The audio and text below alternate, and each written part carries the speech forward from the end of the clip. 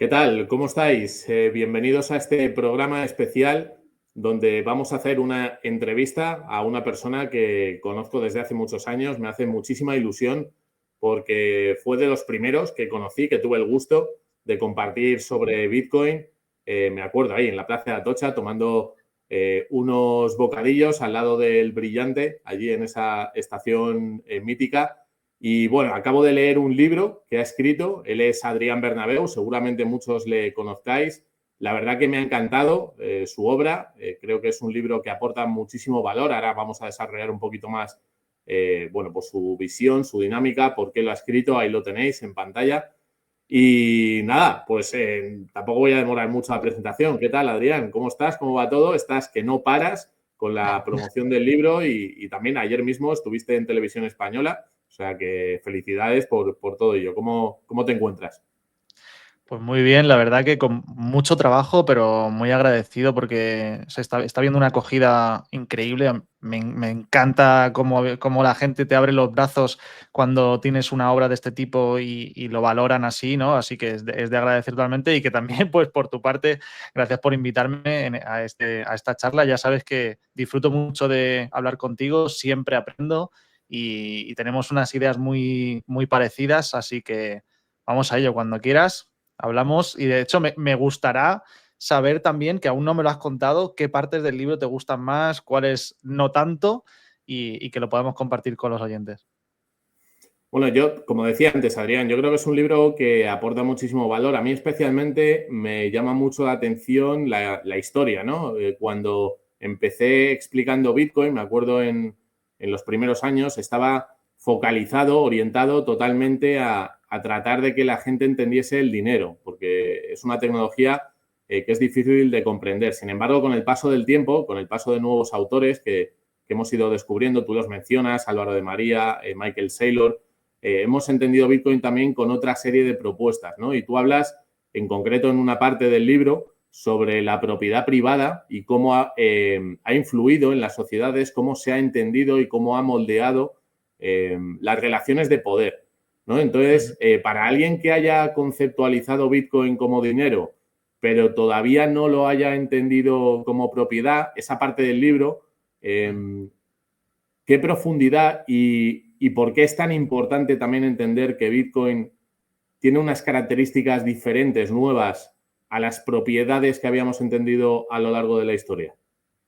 Joder, es súper interesante, Javier, y la gente no repara en este punto, ¿no? Siempre se trata, de hecho, ese es el subtítulo, viene principalmente por esto, ¿no? Es la era de la riqueza inconfiscable y hablamos justamente de una propiedad que tiene unas características tan diferentes como para permitir que el concepto de propiedad que hemos tenido hasta ahora a lo largo de la historia, pues que empiece a cambiar incluso, ¿no? Por eso el capítulo 3, si no me equivoco, hablo de la superstición de la propiedad privada. ¿La superstición por qué? Porque hasta ahora todo lo que habíamos tenido como seres humanos era más parecido a una de las partes de la propiedad, que es jurídicamente lo que conocemos como el usufructo, ¿no? Toda propiedad tiene dos partes, la nuda propiedad y el usufructo, ¿no? El usufructo es tener el derecho de uso y disfrute de esa propiedad, pero no tener la propiedad como de forma soberana que sea tuya realmente, ¿no? Ponemos un ejemplo muy simple, o sea, tú puedes utilizar las carreteras públicas, ¿no? Las aceras, un banco de la calle y tienes esa capacidad de utilizarlo, pero obviamente no es tuyo, pertenece en este caso al gobierno. O pasa muchas veces cuando unos padres que ya han cedido, digamos, la propiedad a sus hijos, pero ellos tienen el usufructo de utilizar esa casa, ¿no? hasta que fallezcan. Y esto lo podemos extrapolar a todo lo que tenemos, porque realmente si los gobiernos, en este caso el Estado o el rey de la época o cualquier entidad de poder, tiene la capacidad de expropiar esa propiedad o de censurarla o de confiscarla o de bloquearla, como pasa con una cuenta bancaria, con una empresa, al final, si nosotros no tenemos la capacidad total de uso y con todo lo que eso conlleva de decidir qué hacer y qué no hacer, de cómo hacerlo o de dónde moverlo o de qué uso queremos darle, pues efectivamente no tenemos la propiedad total, tenemos un usufructo hasta Bitcoin. Y eso genera una nueva era a la que llamo bitcoinismo. Pero alguno te podría decir, no, hombre, Adrián, pero yo me he comprado una casa, he pedido una hipoteca, tengo ahí en el registro de la propiedad que soy el titular de esa vivienda. También podemos hablar de otro tipo de propiedades como el dinero, ¿no? Podemos tener dinero en efectivo, es verdad que lo tenemos a lo mejor en la cuenta del banco, pero si lo tenemos en cash, podemos decir, ese dinero al final es mi propiedad, ¿no? Entonces, para diferenciar todavía más, ser más exagerados. Y aquí usas una frase en el libro de Miguel Ángel Bastos que dice que somos usufructuarios de todo, ¿no? Que el Estado nos permite utilizar con una serie de límites los activos, las propiedades que están en nuestro entorno. ¿Podrías aún explicar más profundamente por qué ni la casa, ni las acciones, ni la deuda, ni equity, ni siquiera el oro, en un momento determinado, a pesar de que el oro sea un commodity, sea un activo real, no es propiedad absoluta nuestra como si dejas caer en bitcoinismo, ¿no? Con Bitcoin. Es difícil resumir esto, pero básicamente ya has dado varios matices de luz, ¿no? Uno de ellos es la diferencia entre los activos reales y los activos financieros. En este caso, todos los activos financieros dependen de un tercero a quien le cedemos esa responsabilidad y que cedemos esa confianza de que va a hacer un buen uso de la propiedad o del derecho de uso que tenemos en un registro, pues en este caso en un registro contable como puede ser el del banco o en un registro de la propiedad como es el mundo inmobiliario, y luego están por otro lado los activos reales que no dependen de un tercero. Y en este caso, pues tenemos el caso del oro. Dice, oye, ¿qué respalda a Bitcoin? Bueno, ¿qué respalda al oro? Pues claro, nada respalda a los activos reales. Esa es la gracia. Los activos reales no necesitan un respaldo más allá de sus propias características, ¿no? Y esas características que tienen en este caso Bitcoin, aparte de tener muchas de las características que tiene el oro, pues tiene la capacidad de que esté asociada al conocimiento. A mí me gusta más pensarlo como asociado a una idea o un secreto. Me gusta mucho más el concepto de secreto porque siempre que no se revele ese secreto, que en este caso son las claves privadas, es decir, tus 12 o 24 palabras que te hacen propietario soberano de ese Bitcoin, pues si tú sabes conservar, tienes la responsabilidad y tienes ese superpoder, porque al final es un superpoder, es parte de lo que cuento también en el libro, ¿no? Tener ese superpoder de tener una propiedad privada, tener una propiedad que no es confiscable, que puedes transmitirla a lo largo del tiempo y del espacio, como nunca se había hecho antes en la historia, pues mientras conserves ese secreto, tienes una propiedad que no ha existido de la misma forma nunca en la historia, ¿no? Y eso pues cambia totalmente las reglas del juego, no solo para los individuos como nosotros, sino como lo estamos viendo, ¿no? con las empresas o incluso con los países, que ahora se están subiendo al barco porque están viendo que, oye, esas tensiones geopolíticas que están sucediendo, ¿no? constantemente, de, oye, pues ahora Rusia, no me gusta lo que has hecho, voy a bloquearte lo que tienes en dólares, o te voy a eliminar del sistema SWIFT, o lo que sea, cualquier país que tenga la posibilidad o los incentivos para bloquear de alguna forma a otro país como un arma, como tú bien dices, Javier, y esto lo hemos aprendido también de Andrés Antonopoulos, al final el dinero también se utiliza como un sistema de control, ¿no? Como un arma que nos parece menos bélica, pero que sirve de control igual, ¿no? Entonces Bitcoin sale de este sistema de control, sale de las garras, digamos, de cualquier ente, es apolítica y por lo tanto los países lo están entendiendo y es como, oye, si yo tengo esta riqueza, no estoy a expensas de que otro país pueda torcerme las tuercas, ¿no? Y presionarme ante cualquier pues juego geopolítico. El Salvador, por ejemplo, lo ha empezado a hacer muy bien. Estados Unidos también se ha dado cuenta. El FMI también ha estado presionando para que El Salvador cambiara un poquito las cosas que estaba haciendo con Bitcoin, porque sabe que no tiene la capacidad de presionar como sí lo tiene con el dólar.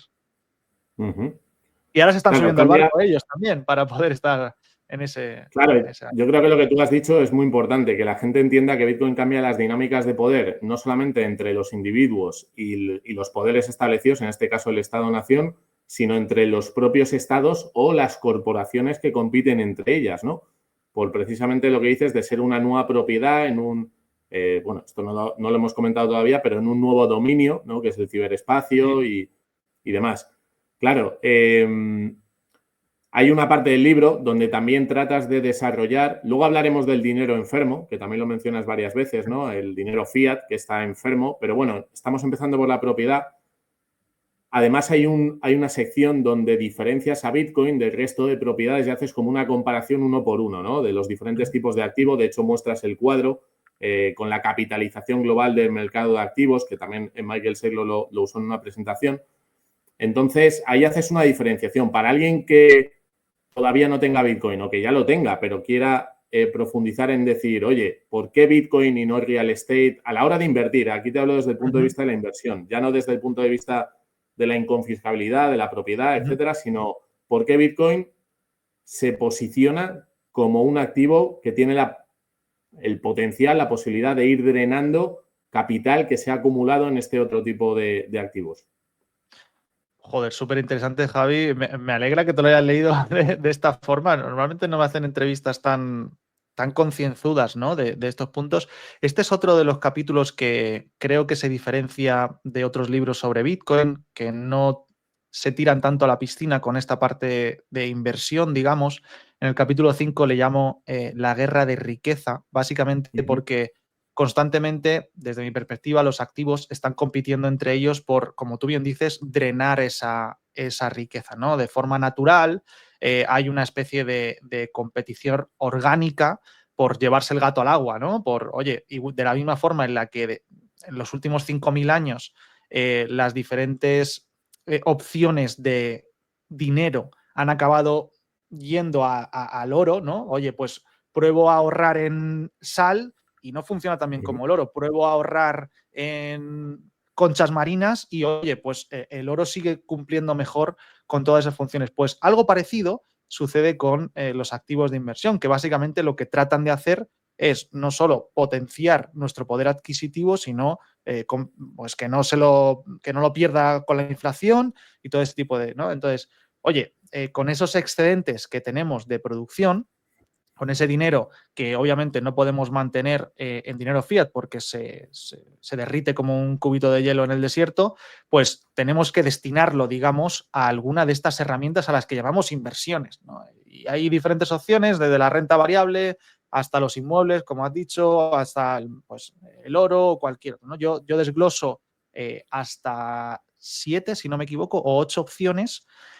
Y en todas ellas, pues una de estas es Bitcoin. ¿Qué diferencia hay entre unas y otras? Bueno, ahí se van desglosando. Unas de ellas son principalmente esto de que hablábamos antes de activos financieros y activos reales, pero una de las características más especiales, digamos, de Bitcoin, y a mí me gusta asociarlo a la rueda, y voy a bajarlo a tierra. Básicamente, que por cierto en el libro no lo detallo tanto como lo que voy a contar ahora mismo, pero básicamente el ser humano ha tenido la capacidad de abstracción y de creación de cosas más allá de lo material, ¿no? Y la capacidad de descubrir, en este caso, la circunferencia, ha permitido la creación de la rueda, ¿no? Primero tenemos, oye, entiendo lo que es una circunferencia, comprendo cómo funciona y así es como invento la rueda. Pues en Bitcoin pasa algo suficiente. Nosotros entendíamos el concepto de escasez absoluta, de tener algo que fuera 100% limitado, algo que no se pudiera crear más, que tuviera resistencia a la creación de mayor oferta. Y gracias a Bitcoin, digamos, ahí estuvo la invención. Primero tuvimos el descubrimiento, digamos, de la escasez absoluta y luego la invención de Bitcoin materializa la capacidad de tener algo que no habíamos tenido nunca en la historia. Esto es otro de los motivos por los que tenemos una nueva era llamada bitcoinismo, y es porque hemos conseguido crear esa escasez absoluta que hace que tengamos un activo que principalmente ese es el motivo por el que nos cubre de la inflación, y es porque es completamente limitado y no se puede modificar su oferta independientemente de la demanda que haya, ¿no? Da igual que haya más personas que quieran más Bitcoin, da igual absolutamente todo, da igual que los países quieran hacer lo que quieran, lo que sea, que presionen de cualquier forma, que las empresas, da igual. La cuestión es que no habrá nunca más de 21 millones y eso pone en el mapa un activo distinto a todos los que teníamos hasta ahora, ¿no? A la capacidad de que, de hecho, yo siempre cuento también en las presentaciones que suelo hacer, que una cosa es tener unas buenas características del dinero, que muchos ya los conocéis, ¿no? Todas esas, pues, la capacidad de transportabilidad, de durabilidad, de escasez, todo esto. Pero una cosa es tener un buen dinero y otra cosa es tener el mejor, digamos, propiedad, activo, dinero. Y el mejor es aquel que es más resistente a la creación. O sea, si tú comparas, oye, ¿cuánto podemos encontrar oro? Oye, pues el oro tiene mayor resistencia a la creación de oferta que unas acciones de bolsa o que la creación de inmuebles, ¿no?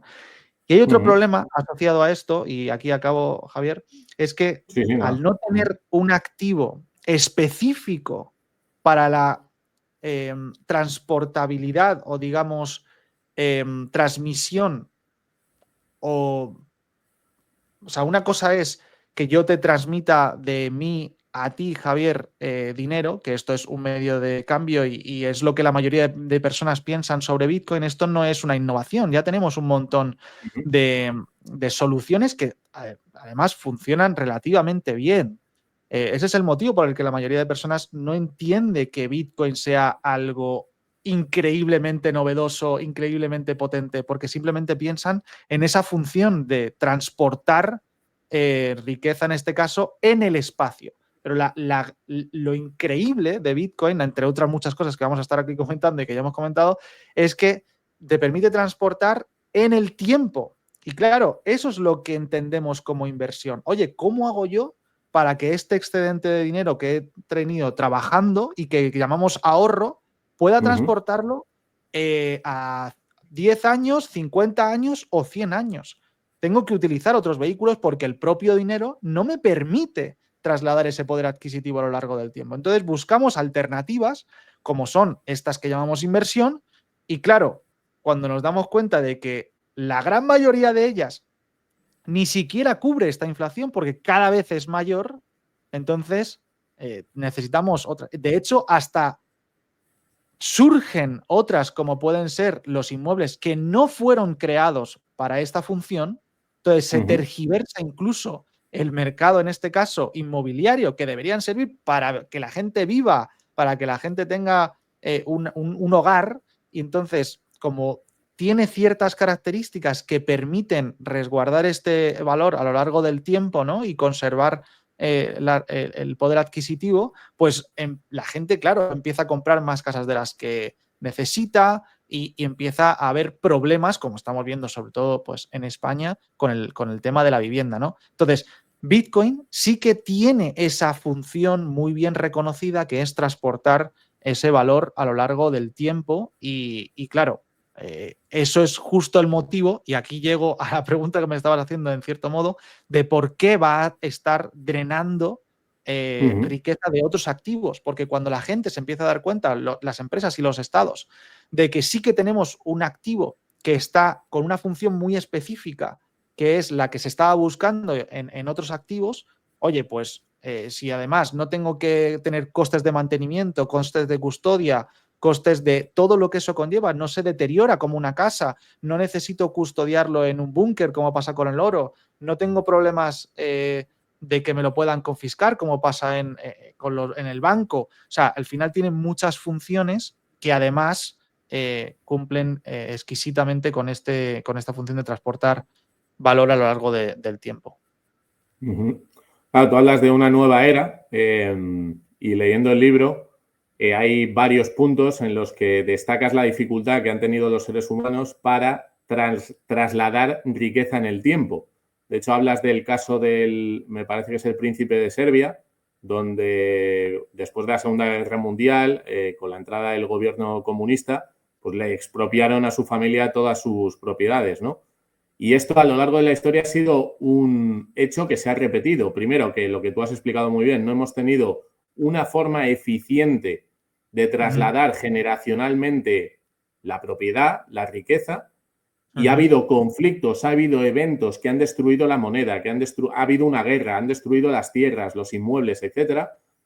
Y ahora en Occidente, desde la Segunda Guerra Mundial, hemos tenido que buscar maneras de preservar la riqueza alternativas al dinero fiat, que efectivamente pierde muchísimo valor, no nos sirve como depósito, sí como medio de intercambio, que eso es algo que también te voy a preguntar, y por lo tanto hemos utilizado el real estate, los inmuebles, aquí en España es un tema evidente, para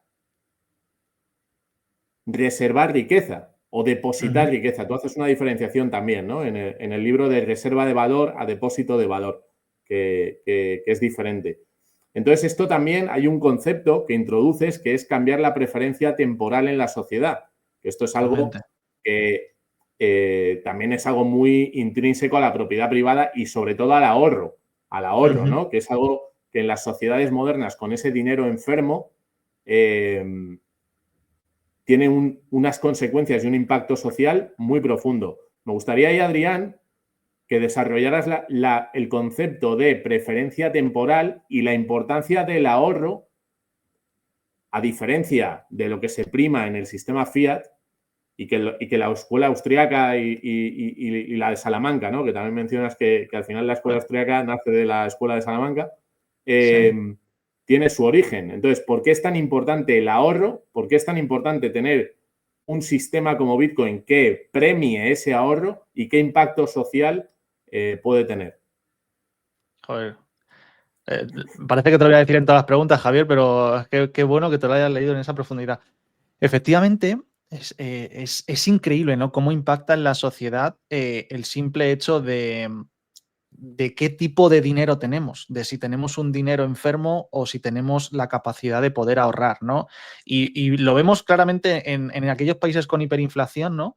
Que generan esa justamente preferencia temporal que otros autores lo llaman como preferencia temporal alta o baja, y como a mí no me parecía demasiado fácil de entender decir preferencia temporal alta o baja, yo simplemente lo facilito en el libro llamándole preferencia temporal largoplacista o cortoplacista. O sea, si tú tienes una preferencia largoplacista, pues obviamente tendrás esa capacidad de mirar más a futuro y todos los recursos que eso te permite. Y en estas, digamos, países con más hiperinflación, pues no les queda otra que si su dinero constantemente se está devaluando día tras día, o sea, de una forma ya exagerada, porque seguramente habréis escuchado historias, ¿no? De ir al supermercado y que simplemente en ese trámite de recolectar la comida que vas a comprar, ya has subido los precios antes de llegar a la caja, ¿no? Antes de ir a pagar, ya te han subido los precios, ¿no? Pues entonces te está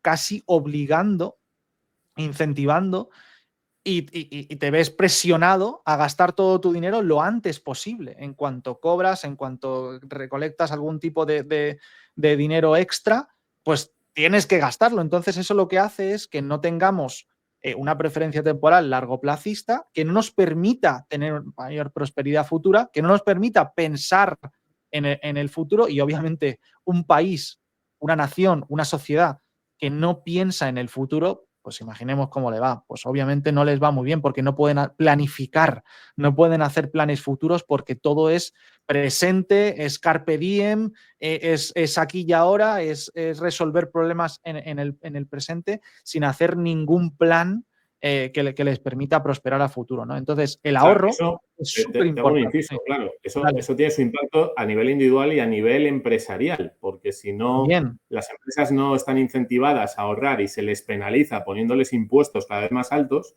esas empresas, el capital que generan, la riqueza que generan, no van a ser capaces de reinvertirlo, creando más riqueza, siendo más competitivas y, por lo tanto, desarrollando pues esos mercados, ¿no? Entonces, Bueno, perdona, que me he metido ahí, pero... Sí, no, totalmente. Y cuando quieras, Javier. De hecho, me encanta que sea así también más fluido.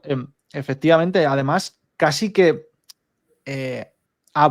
digamos que haces más vaga a la sociedad, ¿no? Porque si le estás derritiendo constantemente el dinero, si no pueden ni siquiera planificar al futuro, si no pueden ahorrar, si no pueden hacer planes de ningún tipo, pues casi que incentivas a que la gente no se esfuerce, intente trabajar menos, vea que no tiene sentido, porque es todo tan efímero, ¿no? Que dices, bueno, pues, ¿qué más da?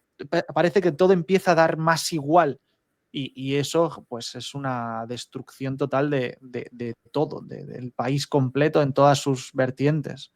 Claro, y Bitcoin también cambia esto, ¿no? Porque si habíamos hablado de que es una de las propiedades que sí te permite protegerte contra la inflación, que sí te permite tener un dinero que no se puede devaluar, que no se puede, pues, todo lo que eso conlleva, ¿no? Tampoco imponer de forma tan fácil ese impuesto, como pasa pues con los bienes inmuebles, con algo que está sólido en un lugar que, bueno, si te suben el IBI, ¿no? El impuesto de los bienes inmobiliarios, si te lo suben, pues no te puedes llevar la casa a ningún sitio, ¿no? Pero en cambio, si te están sablando y es ya exagerado, no sé, un 70, un 80, un 90% de impuestos, pues alguien que tiene otras capacidades como riqueza portable, que en este caso podría ser Bitcoin, oye, pues yo me voy de aquí, voy allí donde mejor me traten, voy a un lugar donde no me quieran expoliar, ¿no? Entonces, eso cambia también la negociación que tienen los individuos con el Estado, en este caso, o con aquel que quiera, pues, pisarle. Y eso también te permite hacer planes futuros. Volvemos a nombrar a Miguel Ancho Bastos. Capitalismo, ahorro y trabajo duro, ¿no? O sea, te permite pues tener un incentivo también a ahorrar. Oye, si yo sé que mi dinero me va a permitir mañana comprar 2 manzanas en lugar de una ahora, justo al revés que lo que pasa con el dinero que se devalúa, en este caso con cualquier hiperinflación, ¿no? Que, oye, pues voy a comprar ahora las 2 manzanas porque mañana es una. Entonces, cambia justo esa preferencia temporal de la que estabas hablando y te permite, oye, pues para mis generaciones futuras, para cualquier plan que tenga futuro, para poder hacer una vida más próspera al final. Alguno puede decir, bueno, todo esto es muy bonito, todo lo que nos estáis contando, sí, suena muy bien, pero Bitcoin nace en un entorno súper hostil porque lo que está poniendo encima de la mesa realmente es un cambio de dinámica, de relación de poder, como decíamos antes, y de empoderamiento de aquellos que decidan atesorar Bitcoin a diferencia de otros activos al alcance del Estado. Entonces, tú hay una parte del libro que también hablas de Bitcoin como, esto no lo había leído yo en ningún otro lugar, como un ser que se adapta, es como un ser que reacciona a los ataques que le está haciendo, bueno, pues su entorno, ¿no? Esa amenaza que tiene que ir buscando el camino para sobrevivir, para hacerse un hueco en ese ecosistema hostil. Entonces, no sé si nos puedes desarrollar también Bitcoin como un ser viviente, ¿no? ¿Cuál ha sido un poco tu análisis o tu razonamiento para llegar a ese tipo de conclusión, ¿no? O de idea. Este es el capítulo 7 y que hago reflexionar al lector, ¿no? Con que Bitcoin pueda llegar a ser o sea ahora mismo el primer ser vivo digital, ¿no? Siempre hemos pensado en que ese ser vivo sería algo parecido a Robocop, a Terminator, algo así, ¿no? Como más humanoide. Pero, ¿y si fuera algo más parecido a una especie de red de hongos, que sabéis que todos los hongos están conectados a nivel planetario por bajo tierra, ¿no? Y es como una especie de red totalmente descentralizada que es incluso inmortal, ¿no? Que siempre permanece y va creciendo. Y Bitcoin en realidad es algo parecido. Entonces me pareció interesante y de hecho esa parte de ese capítulo está revisado por varios médicos, por fisioterapeutas, por otros doctores, por expertos de la biología y demás. Lo han revisado varias personas para no meter la pata en algunos de los conceptos que yo no soy experto, como son la biología y demás, pero me parecía muy interesante reflexionar sobre este aspecto en el que, oye, joder, es que cumple con todas las características, no solo del dinero, sino con lo que entendemos como ser vivo. Tiene un proceso de metabolismo, se reproduce, crece, evoluciona, o sea, cumple con todas esas características que entendemos biológicamente como un ser vivo. No Y muere. tiene también... ¿Cómo? Que no muere o esperemos que no muera. También, de hecho, bueno, ya hay seres vivos inmortales. No sé si... A mí me pareció súper sorprendente entender que la langosta, por ejemplo, me parece wow. Yo esto lo aprendí de José Luis Cordeiro, en su libro La muerte de la La muerte. muerte. Sí, y ahí pues también habla de este tipo de conceptos y efectivamente todo lo fungi, ¿no? Ese tipo de hongos, de setas, también tienen este tipo de características. Ahí cuento un poquito más sobre ello y me pareció interesante que al final no creo que haya mucho escrito sobre este tema. De hecho, a mí me puse a reflexionar en que este podría ser incluso al principio el tema central del libro. O sea, casi que quería hacer como si Bitcoin fuera un cuerpo humano y que cada una de las partes, pues el corazón es tal parte de Bitcoin, así funcionan los pulmones y tal, pero me pareció demasiado abstracto y dije, bueno, lo voy a resumir al menos en este capítulo.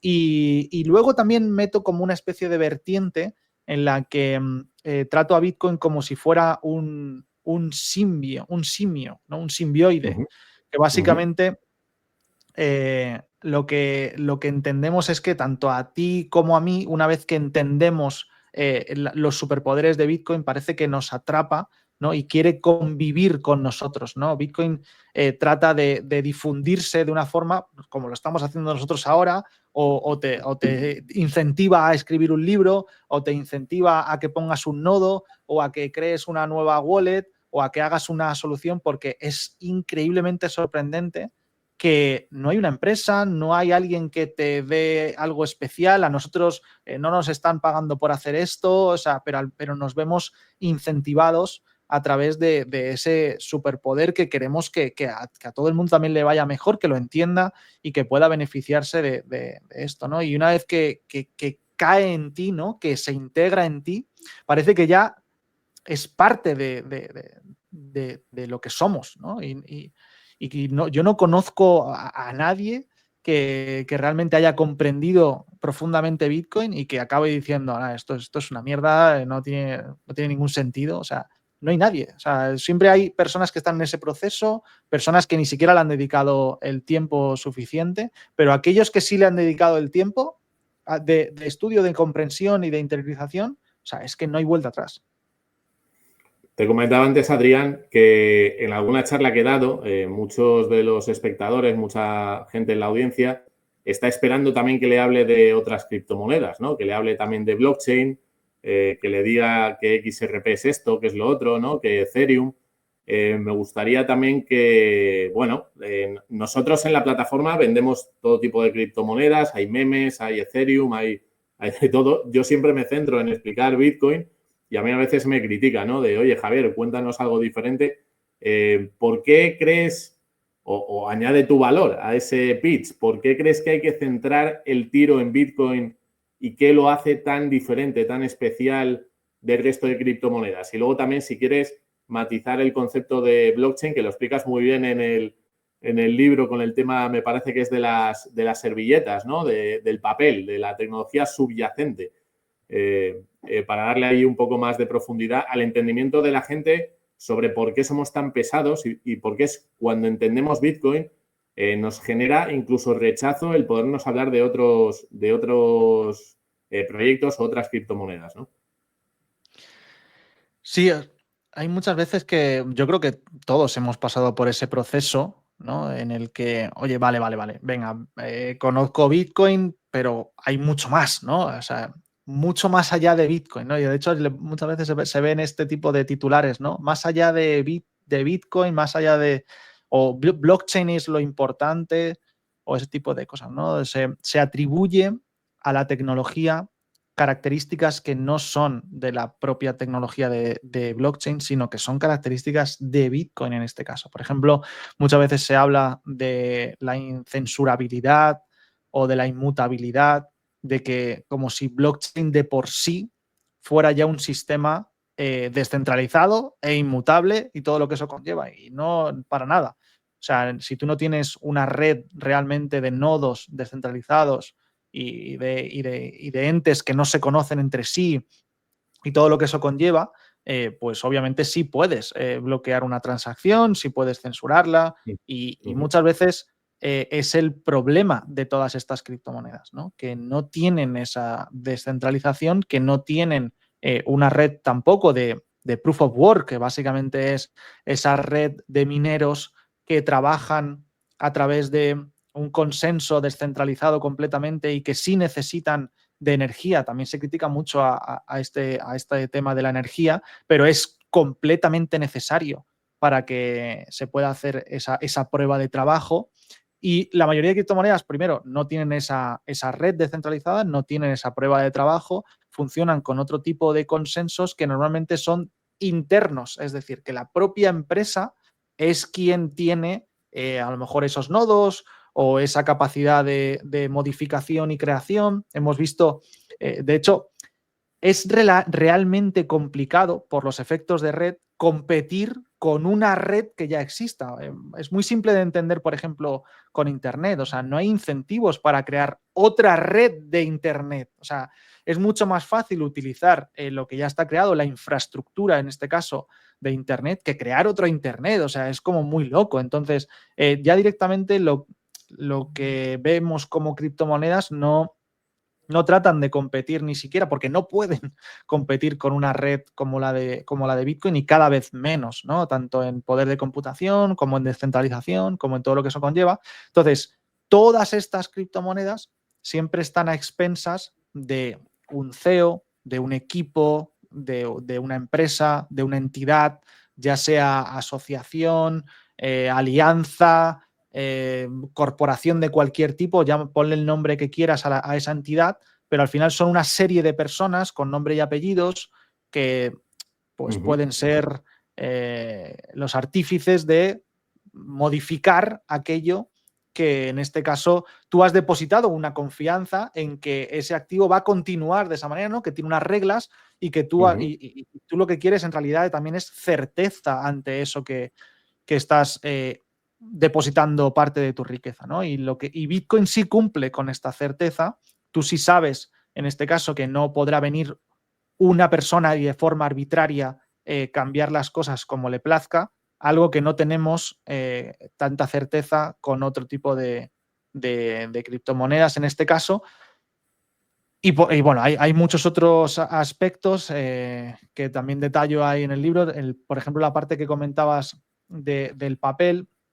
Esto lo comentó Juan Ramón Rayo en una de sus charlas y lo cito en el libro, que básicamente él hace una comparación de los papiroactivos, ¿no? Entenderíamos que si solo fuera cosa de la tecnología, ¿no? Como que, oye, todas las criptomonedas tienen en común que tienen esta tecnología que se llama blockchain, ¿no? Pero si hiciéramos esa misma comparativa con los papiroactivos, en vez de con los criptoactivos, sino con los papiroactivos, entenderíamos que un papel, por ejemplo, inventado como este, que ni siquiera es un billete de verdad, ¿no? Que es de hecho es una copia, ¿no? Una copia de, o que es lo mismo que uno como este.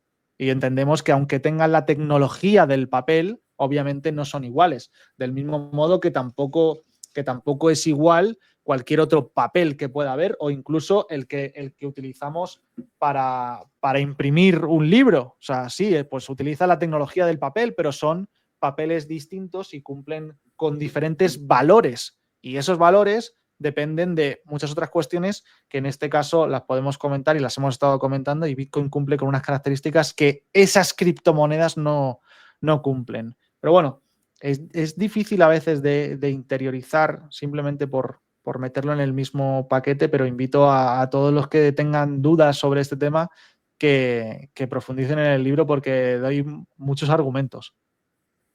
Sí, la verdad que sí. Yo creo que efectivamente lo que decías, ¿no? Que todos pasamos por un periodo, por una etapa, ¿no? De aprendizaje, de transición.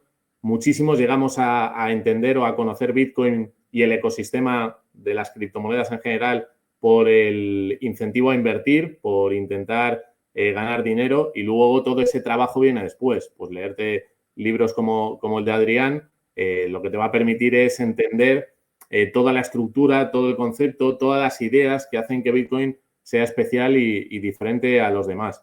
Así que nada, yo os animo, de verdad, creo que es un libro para todos los niveles, cualquier nivel que tengáis os va a servir para aprender y mejorar. Pero he dejado una de las últimas preguntas, aunque luego te haré más preguntas de actualidad. Un segundo sobre esto, que me he acordado que en la página 113 hay una especie de ejercicio que sería prácticamente atemporal, es decir, que tú puedes hacer como una especie de check de reconocimiento sobre cualquier proyecto que tengas dudas, ¿no? Dices, oye, vale, sí, Adrián, pero ha salido ahora la nueva criptomoneda de no sé qué, no sé cuánto, ¿y esta qué? Esta sí que sí, esta ¿eh? Sí, esta sí que sí. Esta sí que sí. Bueno, pues hazle el chequeo que te dejo en la página 113 y puedes evaluar si esa nueva criptomoneda pues cumple con esto, ¿no? Y es, oye, pregúntate, ¿es resistente a la censura? ¿Es totalmente inmutable? ¿Es un sistema abierto que cualquiera puede participar? ¿Funciona de manera descentralizada sin límites por cualquier tipo de empresa, político, lo que sea? ¿Permanece neutral ante todos los participantes de la red? ¿Necesita energía y poder de cómputo para eso? Bueno, hay un montón de preguntas que te tienes que hacer y si realmente cumple con ellas, pues genial, pues entonces sí que será. Ya te voy adelantando que probablemente no cumpla prácticamente ni con las dos primeras. Claro. Fíjate que el tema de energía a mí me gusta, como lo has comentado, ¿no? El tema de minería y prueba de trabajo, yo también lo he leído por ahí en algún sitio, el tema de la señal honesta. ¿Qué es una señal honesta? Bueno, pues que has tenido que hacer una serie de cálculos, una serie de pruebas, de prueba-error, prueba-error, prueba-error, miles de millones de pruebas-error para llegar a una conclusión, ¿no? Y esa es la prueba de trabajo y es la señal honesta que tiene Bitcoin y que no tienen el resto de criptomonedas. También esto unido, a pesar de que haya otras criptomonedas como Litecoin o Bitcoin Cash o Zcash que utilizan Proof of Work, si comparas la capacidad de cómputo que tiene Bitcoin es contra la segunda 100 veces superior, ¿no? Por lo tanto, estamos hablando de dimensiones completamente distintas. Bueno, hay una pregunta. Y efectivamente no es y encima no es falsificable esa prueba de trabajo. No hay forma de falsificar que ha habido realmente ese poder de cómputo y de forma paralela, pues asegura la red por completo, ¿no? Bueno, el libro se llama Bitcoinismo. Evidentemente, tú pones sobre el terreno, tú vas guiando al lector sobre diferentes ámbitos, ¿no?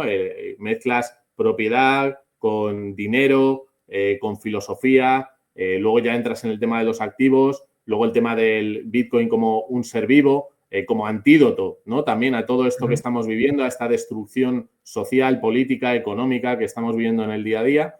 Llegas al final a Bitcoinismo. Yo te quiero preguntar, ¿ya estamos en la era del Bitcoinismo? ¿Estamos empezando? ¿Va a llevar mucho tiempo? ¿Cómo lo explicarías tú a alguien el concepto de Bitcoinismo y en qué momento nos encontramos?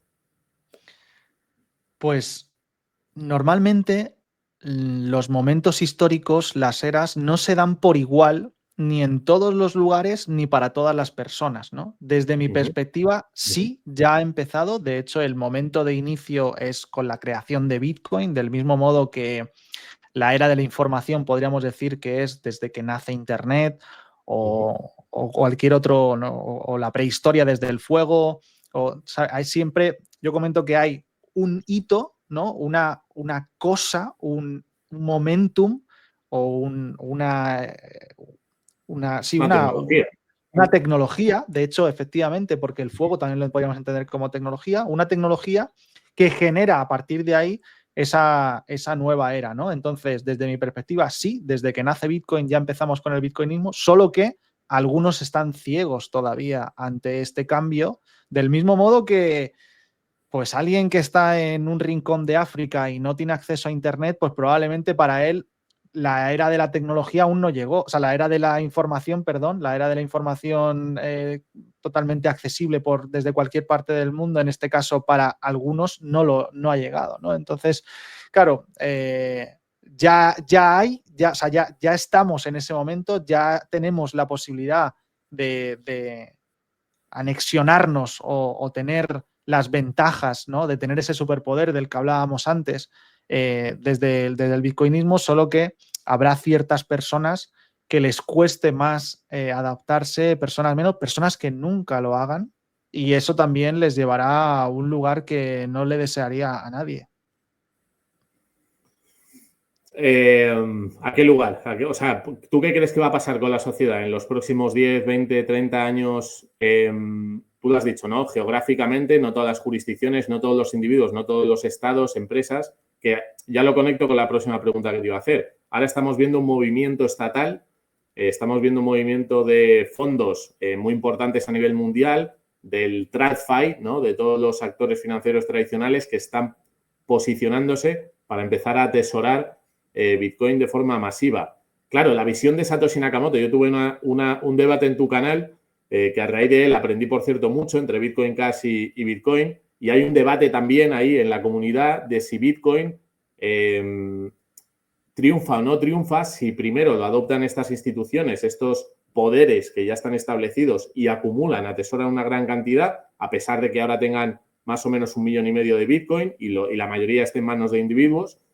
Y por otro lado, la visión que tuvo Satoshi si era de que se convirtiese en un sistema que sustituyese al dinero fiat como medio de pago y que si esa reserva de valor pues va a ser al final el core, ¿no?, el corazón del nuevo modelo, de la nueva estructura social, ¿no?, el bitcoinismo, donde la gente lo tenga. Entonces, dos preguntas aquí. ¿Qué opinas de todo lo que está pasando desde el punto de vista institucional?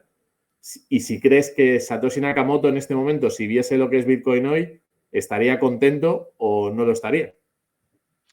Vale. Es inevitable que obviamente quienes tienen poder quieran tener este superpoder. Eso no podemos hacer prácticamente nada más allá que estar bien posicionados para cuando eso suceda, que ya está en ello, y vernos beneficiados. O sea, esto es una oportunidad que yo diría que nunca en la historia la hemos tenido. O sea, normalmente las personas de a pie, como tú, Javier, y como yo, no teníamos la posibilidad de acceder a un activo antes que los grandes poderes. De hecho, ni siquiera antes. Hay veces que nunca. En el feudalismo, por, por poner otro momento histórico, pues un campesino no tenía la posibilidad de tener nunca la propiedad de donde labraba su huerto, ¿no?, donde plantaba su cosecha. O sea, siempre sería del señor feudal y ya está. Y no hay más. Y no iba a cambiar de clase social ni iba a cambiar de estatus en ningún momento. En cambio, ahora no solo tenemos la capacidad de cambiar de esa clase social, sino que tenemos la posibilidad de hacerlo antes que en este caso ellos, ¿no? O sea, ya cada vez queda menos tiempo porque desde el día 11 de enero de 2024 ya empezaron a entrar, en este caso, los fondos, las empresas o algunas de ellas o estas grandes instituciones, pero es que ahora ya están empezando a entrar los gobiernos, ¿no? Y esto también cambia el juego. Eso no quiere decir que se acabe esa oportunidad, sino que obviamente cada vez pues tienes menos ventaja, digamos, que ellos. Ya están adelantando por la derecha.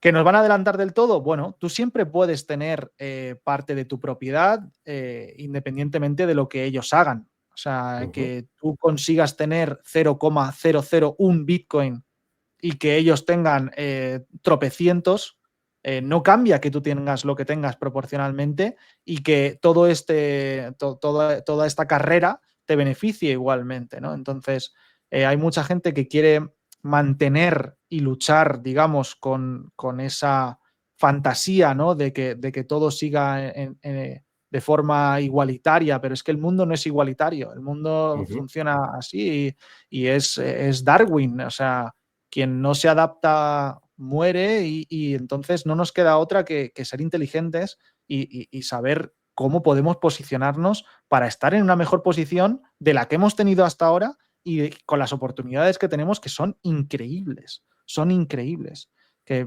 simplemente con estar viendo O sea, que algo como esto.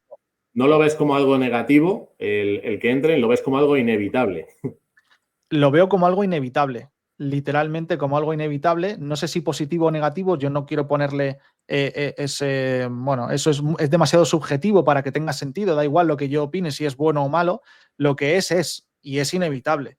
Eso sí que no podemos cambiarlo, ¿no? Y la otra pregunta que me hacías, La otra Javier... pregunta sí que es más subjetiva, porque al final es ¿cuál crees que sería la percepción de Satoshi Nakamoto?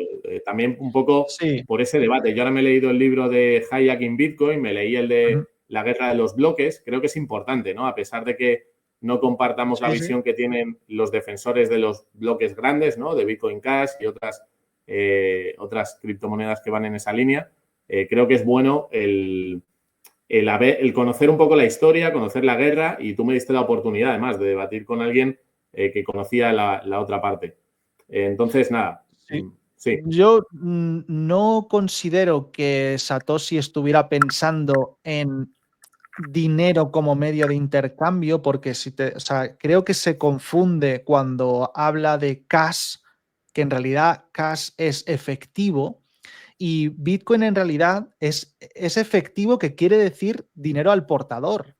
Efectivo es que no quiere decir que tenga por qué, o sea, medio de intercambio sí, te permite hacerlo, y de hecho nos permite hacerlo de una forma distinta, que también le dedico una parte en el libro a hablar de los micropagos, que también es una vertiente que no existía hasta que nació Bitcoin, la capacidad de enviar cantidades ínfimamente pequeñas, mucho menos que un céntimo de euro en la actualidad, en otro momento no lo sabremos, pero la cuestión es que sí abre otro campo que es súper interesante, y a través de encima de capas superiores, y esto seguirá evolucionando porque esa es lo brillante, lo mágico, lo maravilloso de Bitcoin, que no solo tenemos que utilizar la capa del protocolo para seguir avanzando, sino que podemos crear mucho más allá, y seguiremos viendo avances en este tipo, pero lo que sí tenemos que entender es que la clave que tiene que ver con lo que hemos hablado de la propiedad es que es al portador, es riqueza al portador, y eso es efectivo. El efectivo es que no depende de un tercero, el efectivo no es que no tienes una promesa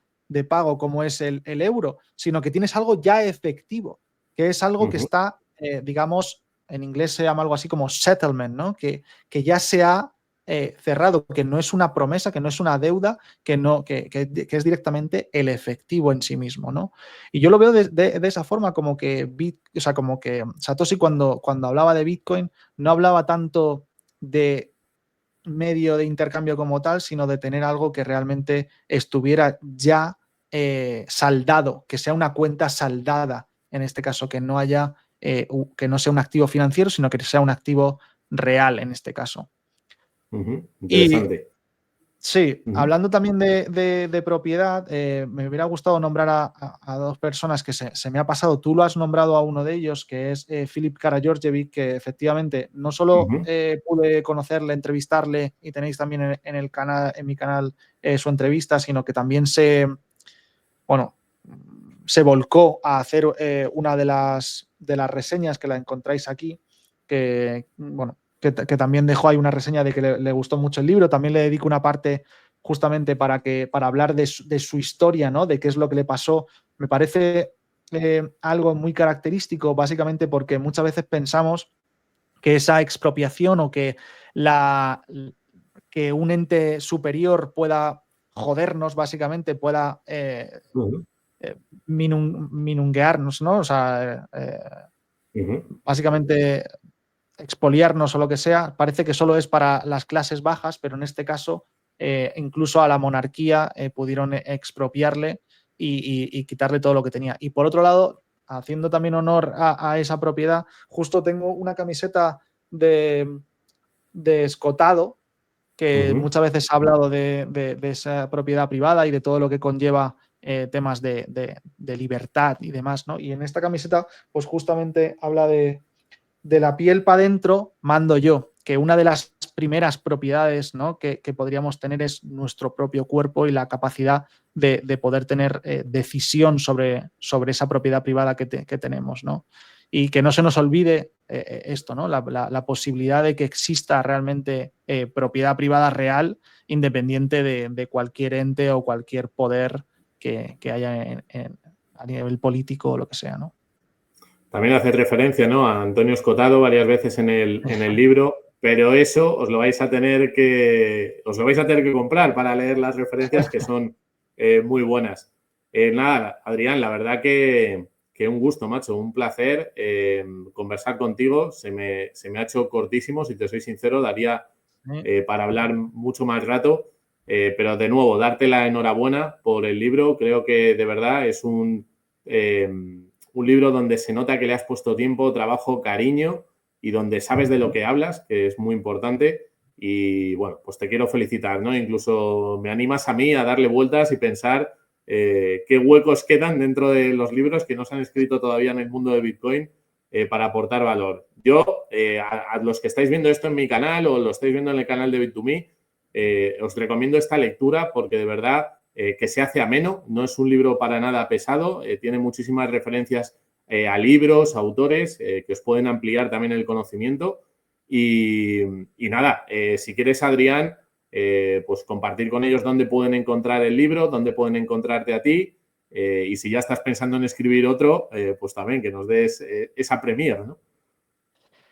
Pues en realidad lo bueno también de haber editado, o sea, de haber sacado un libro con una editorial como Grupo Planeta, con Deusto, es que está en cualquier sitio, o sea, en cualquier librería de tu barrio, en el Corte Inglés, en Casa del Libro, en FNAC, en todos los sitios lo vas a poder encontrar y también, obviamente, en Amazon, ¿no? Y también en versión digital para los que estéis fuera o lejos.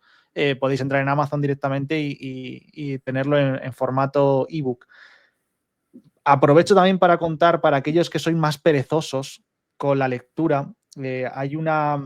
Estuve reflexionando mucho sobre, obviamente, la estructura, sobre el tema también de que le sirviera tanto para personas que no tienen ni idea y que por primera vez cogen un libro de Bitcoin, como para personas que, como Javier, ¿no? que tienen un bagaje mucho más, que son veteranos ya y que llevan muchos años en el sector y que también pudiera nutrirles con algo nuevo, que es como, oye, pues todo esto ya me lo he leído, ya me lo sé, pero oye, pero hay detalles que sí que te amplían, digamos, el espectro. Y otra parte que le dediqué tiempo es que hay un detalle que puedes leer simplemente por si no sabes si dedicarle el tiempo a leer, por si para ti es demasiado, que obviamente te recomiendo que lo leas entero, pero para que te abra el apetito de leer todo, te recomiendo que leas la introducción y el capítulo 9, que el capítulo 9 son 4 o 5 páginas, que hace un resumen, o sea, te hago un resumen básicamente de todo lo que como una especie de menú degustación, y en ese menú de degustación vas a abrir el apetito para, oye, quiero profundizar en todo esto que me estás comentando, entonces puedes volver al capítulo 1 y empezar ahí a meter más cabeza en cada uno de los detalles.